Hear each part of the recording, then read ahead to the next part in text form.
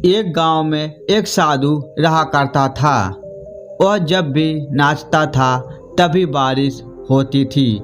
इसलिए गांव के लोगों को जब भी बारिश की ज़रूरत होती तब ये लोग उस साधु के पास जाते और उनसे अनुरोध करते कि वह नाचे। जब भी वह नाचने लगते तो बारिश ज़रूर होती। कुछ दिनों के बाद कुछ लड़के विदेश से गांव में घूमने आए। जब उन्हें यह बात पता चली किसी साधु के नाचने से यहाँ पर बारिश होती है तो उन विदेशी लड़कों को यकीन नहीं हुआ।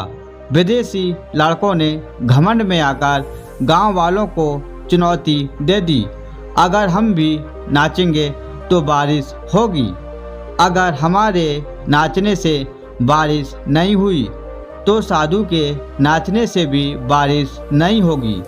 अगले दिन सुबह सुबह गांव वाले उन विदेशी लड़कों को लेकर जंगल में साधु के पास पहुँचे और गांव वालों ने साधु को सारी बात बताई। फिर कुछ लड़कों ने नाचना शुरू किया। 1 घंटा बीतने के बाद वे थक कर बैठ गए। उन्हें बादलों की कहीं भी गड़गड़ाहट सुनाई नहीं दी। फिर बाकी लड़कों ने भी नाचना शुरू किया। 2 घंटों तक नाचने के बाद उन्हें आकाश में कहीं भी बादल दिखाई नहीं दिए। फिर वे भी थक कर बैठ गए और निराश हो गए, पर बारिश नहीं हुई। अब बारी साधु की थी। साधु ने नाचना शुरू किया। 3 घंटा बीत गए पर बारिश नहीं हुई।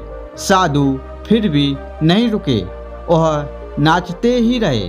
नाचते नाचते 6 घंटे बीत गए पर बारिश नहीं हुई, लेकिन साधु रुकने का नाम ही नहीं ले रहा था।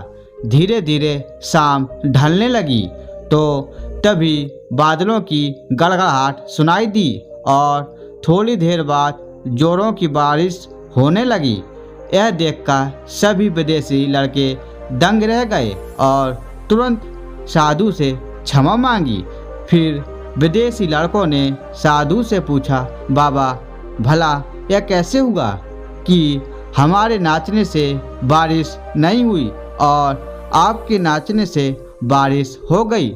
साधु ने उत्तर दिया, जब मैं नाचता हूँ तो यह कुछ बातों का ध्यान रखता हूँ।